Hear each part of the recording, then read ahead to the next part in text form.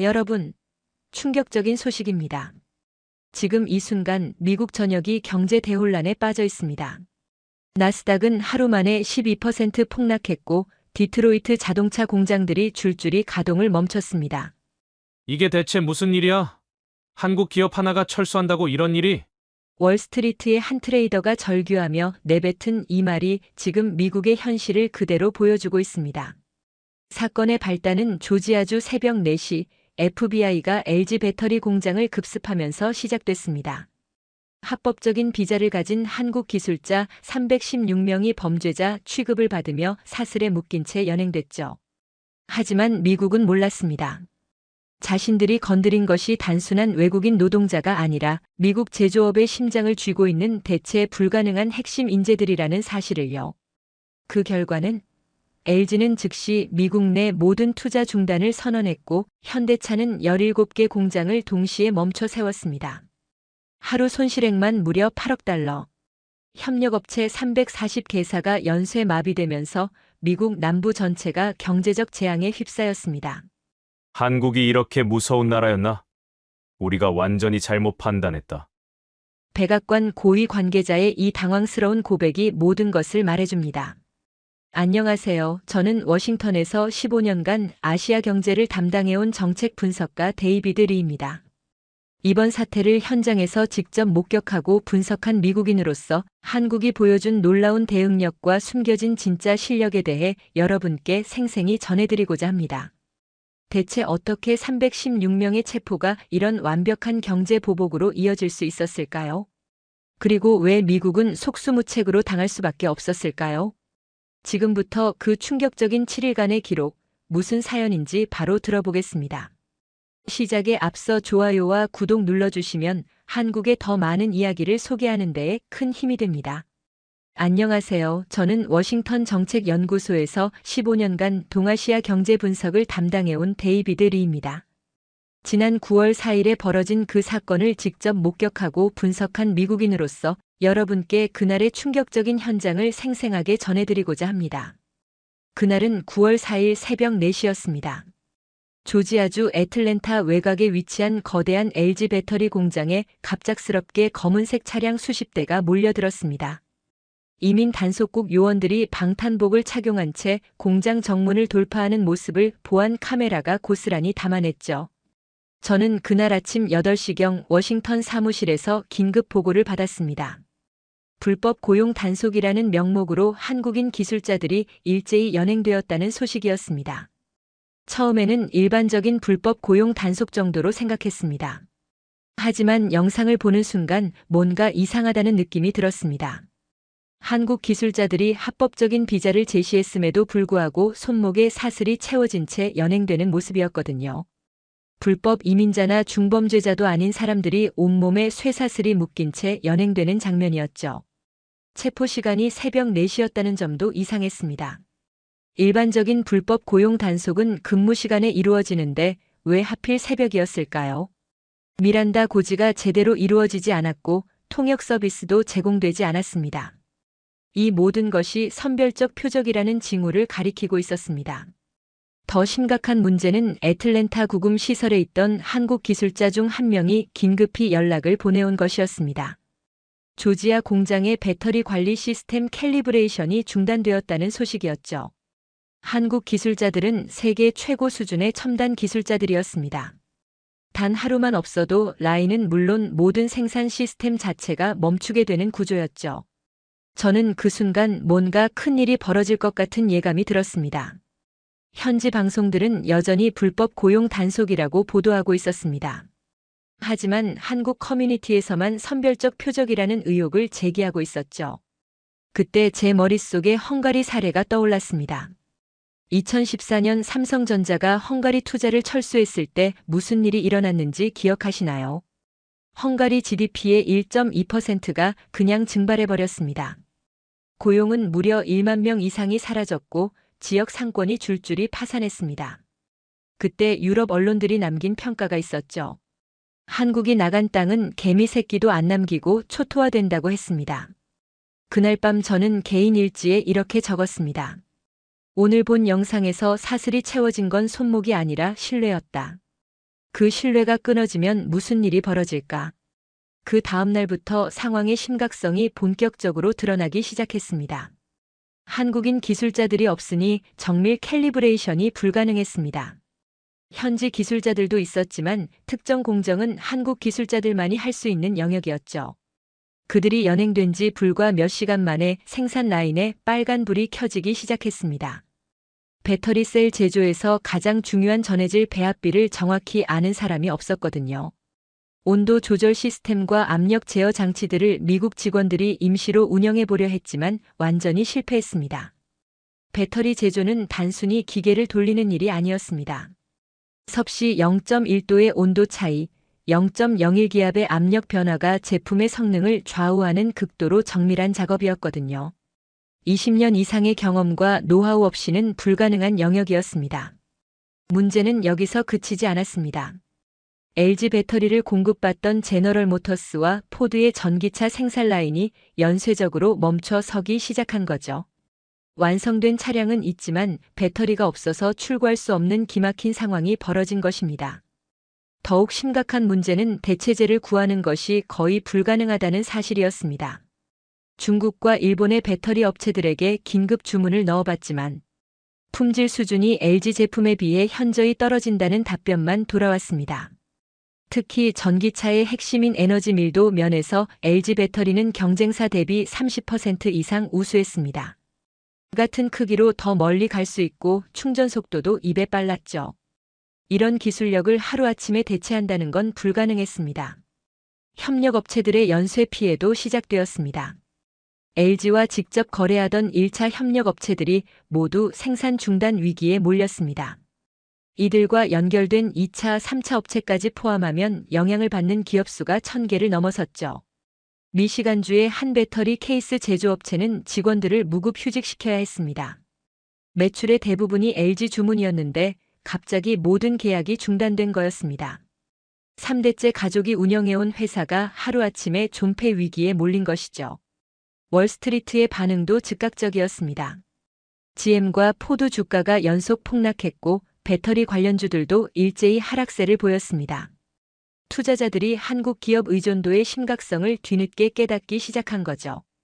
저는 그날 밤 사무실에서 각종 데이터를 분석하며 충격적인 사실을 발견했습니다.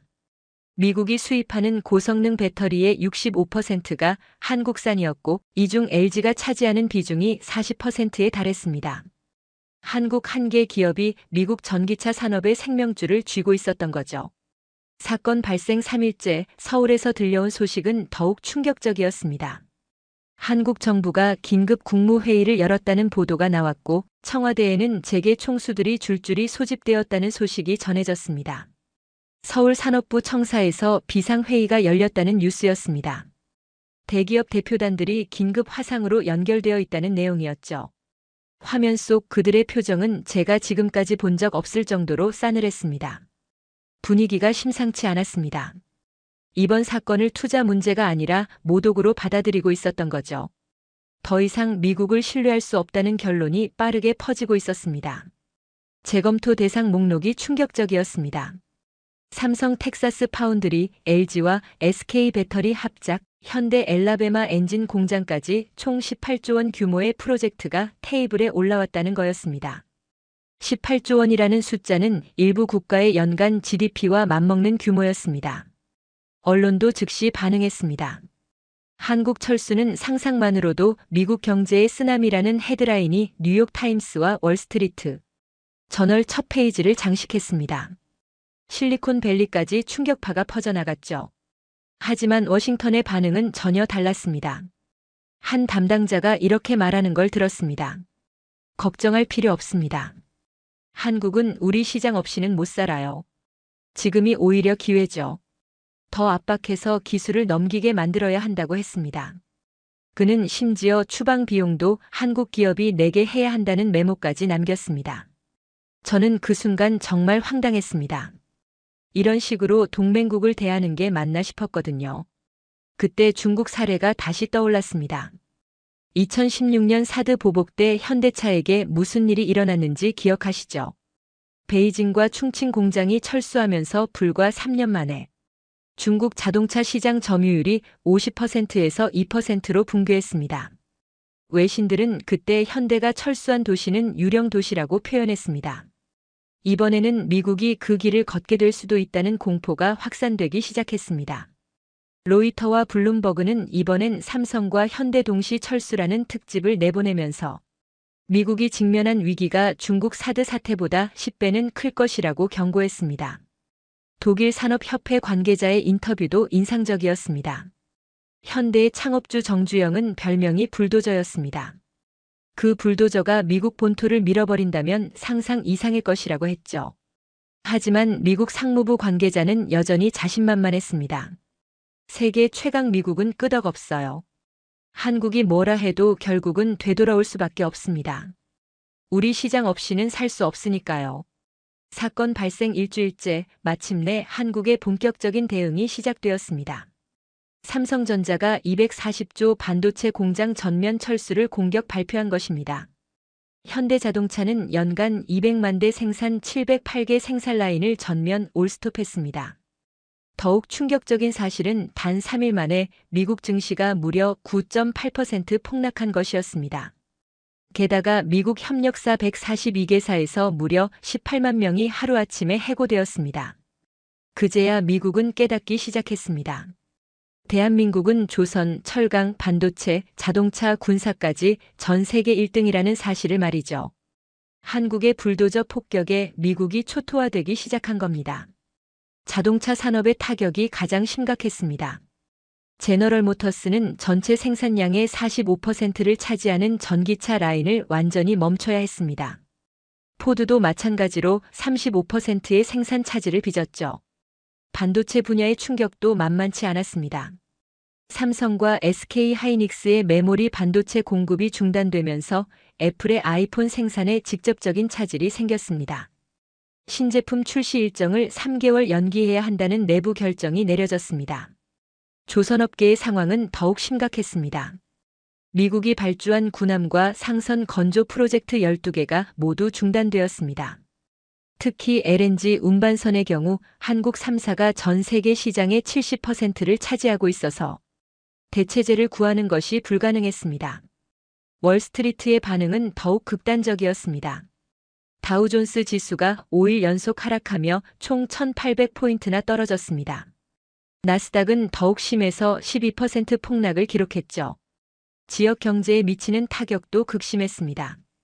엘라베마주는 현대차 공장 가동 중단으로 하루 1,200만 달러의 세수 손실을 보고 있다고 발표했습니다. 조지아주의 손실은 더욱 커서 하루 1,800만 달러에 달했죠.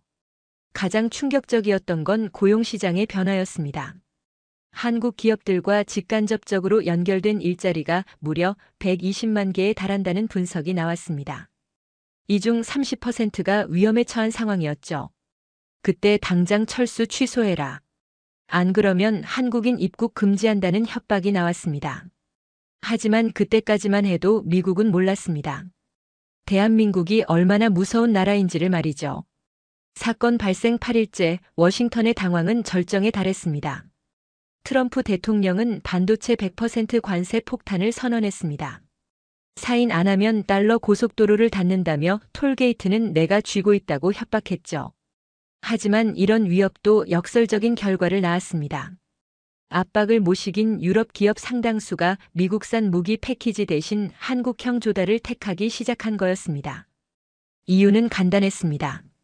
정치 조건이 없고 납기가 단축되며 가격이 합리적이었거든요. 미국 현장의 붕괴는 정말 참혹했습니다. 오하이오, 미시간, 텍사스 공단의 부품 미도착 경고판이 걸렸습니다. 중소협력사들이 연쇄 도산하기 시작했죠. 러스트벨트 식당 매출이 38% 감소했고 학교 급식 납품 취소 문자가 시간당 120건씩 들어왔습니다. 거리에는 브링 K백이라는 현수막이 걸렸지만 컨베이어 벨트는 정적만이 흘렀습니다. 월가의 반응도 극적이었습니다. 나스닥 반도체 지수가 12%, 다우가 8% 떨어졌습니다. 회사채 스프레드는 플러스 180 베이시스 포인트까지 치솟았습니다. 리포트 타이틀들이 미국 없는 공급망 시대 시작이라고 나올 정도였죠. 트럼프식 압박은 유럽을 굴복시키려다 유럽의 계약서를 한국으로 보냈습니다. 미국은 더 찌그러지고 한국은 더 커졌습니다. 정말 아이러니한 상황이었죠. 백악관 내부의 분위기도 급격히 바뀌었습니다. 한 관료가 속삭이는 소리를 들었습니다. 100% 관세도 소용없어. 핵심 병목을 한국이 쥐고 있으니까. 카메라가 꺼지자 한 보좌관이 얼굴을 감싸며 말했습니다. 우리를 어떻게 수습하지? 저는 이 장면을 보면서 정말 복잡한 심정이었습니다. 같은 미국인으로서 이런 상황이 벌어진 게 안타까웠지만 동시에 한국의 전략적 사고에 감탄하지 않을 수 없었습니다. 사건 발생 9일째부터 미국 내부의 균열이 본격적으로 드러나기 시작했습니다. 연방정부는 여전히 강경 노선을 고수하고 있었지만 조지아와 텍사스, 미시간 주지사들은 완전히 다른 메시지를 보내고 있었습니다. 우리를 살려달라는 사과 서한을 연방정부에 보냈다는 소식을 들었을 때 저는 정말 놀랐습니다. 평소 연방과 주정부 사이에 이런 공개적인 갈등이 벌어지는 경우는 거의 없거든요. 메시지 불일치가 투자자 신뢰 붕괴를 가속화하고 있었습니다. 시장은 일관된 정책 방향을 원하는데 정부 내부에서 서로 다른 소리가 나오니까 혼란이 가중되었죠. 한 관료가 새로운 협박성 딜을 제안했습니다. 관세 25% 완화와 삼성 공정 커리큘럼 공개를 맞바꾸자는 것이었습니다. 이건 사실상 기술 항복을 요구하는 것이었죠. 삼성의 핵심 기술을 넘기라는 뜻이었거든요. 한국통산부에서는 즉시 거부 의사를 밝혔습니다. 기술은 거래 대상이 아니라고 했죠. 저는 그날 한 관료의 독백을 우연히 들었는데 그의 내적 갈등이 느껴졌습니다. 이겨야 하는 싸움인데 숫자가 내 편이 아니야. 하지만 현실은 전혀 달랐습니다. 같은 날 밤 대만 파운드리 화재가 발생했고 멕시코 배터리 라인이 셧다운되었습니다. 현지 언론들은 대체 공급망은 허상이라고 보도했습니다. 특히 인상적이었던 건 그날 밤 1분간 무음으로 처리된 뉴스 영상이었습니다. 경광등만 전멸하는 화면이 7초간 지속되다가 속보 자막이 나왔습니다. 마치 운명의 장난 같았죠. 월가에서 나온 보고서는 더욱 충격적이었습니다. 표지에 붉은 글씨로 한국 없는 미국은 암흑이라고 적혀 있었습니다. 보고서 내용을 보니 미국 반도체와 배터리의 61%가 한국에 의존하고 있다는 분석이었죠. 대체 불가라는 결론이 명확했습니다. 이론적으로는 다른 나라들로 대체가 가능할지 몰라도 실제로는 기술력과 생산 능력, 품질 면에서 한국만한 파트너가 없다는 뜻이었습니다. 트럼프 대통령의 지지율도 급격히 떨어지기 시작했습니다. 41%에서 33%로 하락했죠. 워싱턴 포스트는 경제 심장 멈춤은 정치 심장 멈춤이라고 분석했습니다. 사건 발생 10일째 마침내 한국이 최후 통첩에 가까운 성명을 발표했습니다. 한국통산부에서 사과와 비자 정상화, 재발 방지 합의가 없으면 278곳 철수를 완료하겠다고 밝힌 것입니다. 278곳이라는 숫자가 저에게는 정말 충격적이었습니다. 이건 단순한 철수가 아니라 미국 내 한국 기업의 거의 완전한 철수를 의미했거든요. 저는 그때까지 한국이 이 정도로 강경하게 나올 줄은 몰랐습니다. 트럼프 대통령의 반응은 정말 광적에 가까웠습니다. 기자 회견 도중 단상을 두드리다가 마이크를 뽑아들고 고함을 질렀습니다. 반도체 200%라고 외쳤죠. 그런데 정말 아이러니하게도 마이크가 하울링으로 응답했습니다. 그 순간의 정적이 모든 걸 말해주는 것 같았습니다. 공허한 협박과 현실 사이의 괴리를 상징하는 장면이었죠. 하지만 정말 놀라운 건 유럽의 반응이었습니다. 파리, 베를린, 바르샤바에서 합동기자 회견이 열렸는데 거기서 나온 메시지가 정말 인상적이었습니다.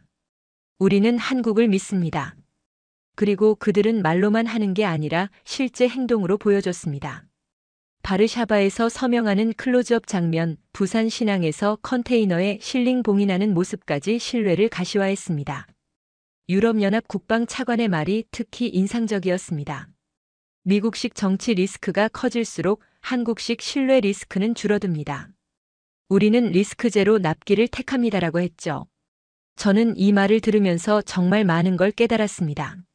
신뢰라는 게 단순히 감정적인 문제가 아니라 실질적인 리스크 관리의 문제라는 걸 말이에요. 한국이 제시하는 건 단순한 제품이나 서비스가 아니라 예측 가능성과 안정성이었습니다. 한국 대통령의 선언도 정말 강력했습니다. 압박에는 굴복하지 않지만 원칙과 표준은 세우겠다는 의미였거든요. 현장에서 벌어지는 상황들도 정말 드라마틱했습니다. 엔지니어들이 귀환하면서 부산에서는 웨이퍼 로딩이, 울산에서는 토크렌치 클릭이, 거제에서는 도크 크레인 이동이 4분할 몽타주로 보여졌습니다. 전광판에 리커버리 100%가 점등되는 순간 저는 정말 소름이 돋았습니다. 이런 현장의 역동성과 트럼프의 하울링하는 마이크 사이의 대비가 너무나 극명했습니다. 한쪽은 실체 있는 복구와 재건이었고 다른 한쪽은 공허한 협박이었죠. 런던 금융가에서도 즉각적인 반응이 나왔습니다. K기업 채권 프리미엄이 인하되었고 유럽 자금이 코스피로 유입되기 시작했습니다. 코스피가 4,000포인트를 돌파한다는 소식을 들었을 때 저는 정말 놀랐습니다. 이건 단순한 주가 상승이 아니라 글로벌 투자자들이 한국에 대한 신뢰를 보여주는 지표였습니다. 미국이 한국을 압박할수록 오히려 한국의 가치가 더 부각되고 있었던 거죠. 저는 이런 변화를 지켜보면서 정말 감탄했습니다. 한국이 단순히 미국을 압박한 게 아니라 동시에 새로운 글로벌 표준을 만들어가고 있었거든요. 이게 바로 진정한 리더십이라는 생각이 들었습니다. 유럽 정상회의에서 나온 메시지도 인상적이었습니다. 한미 동맹이 흔들릴수록 우리는 한국과 함께 갑니다. 신뢰할 동맹은 한국뿐입니다. 그 무렵 애틀랜타 교민회관에서 열린 행사에서 한 변호사가 한 연설이 정말 인상적이었습니다. 사람은 돌아왔고 신뢰는 커졌습니다. 단순하지만 강력한 메시지였죠. 한 통상 전략관의 멘트도 잊을 수 없습니다. 석방 폭격에 칼 뽑는 대한민국. 우리는 사람을 지키고 기술을 지켰고 끝내 세계의 신뢰를 얻었습니다. 저는 이 말을 들으면서 한국의 대응 전략이 얼마나 치밀했는지 깨달았습니다. 사람, 기술, 신뢰라는 삼박자가 완벽하게 조화를 이루고 있었죠. 그날 미국은 쇠사슬을 채웠고 한국은 시간과 납기, 신뢰의 사인을 받았습니다. 정말 그랬습니다. 미국은 물리적인 강제력에 의존했지만 한국은 시간과 품질, 신뢰라는 더 강력한 무기를 사용했습니다. 한국은 글로벌 공급망의 교과서를 한국식으로 다시 작성하고 있었습니다. 이건 단순한 경제적 성과가 아니라 문명사적 의미가 있는 변화였습니다. 저는 이 모든 과정을 지켜보면서 정말 많은 걸 배웠습니다. 무엇보다 진정한 힘이 무엇인지 깨달았습니다. 군사력이나 경제 규모가 아니라 신뢰와 품질 그리고 일관성이야말로 진정한 힘이라는 걸 말입니다. 이제 세계는 한국 시간으로 움직입니다. 그리고 마지막에 나온 K-스탠더드, 시간과 수율, 신뢰에 서명하다라는 문구를 보면서 저는 정말 새로운 시대가 시작되었다는 걸 느꼈습니다. 오늘 사연은 여기까지입니다. 한국 기술자 대량 체포 사태로 미국 경제 마비된 충격 스토리 어떠셨나요? 사연의 주인공에게 응원의 댓글을 남겨주세요. 지금까지 감동정거장에서 사연 전해드렸습니다. 사연이 마음에 드셨다면 좋아요와 구독 부탁드립니다. 시청해주셔서 감사합니다.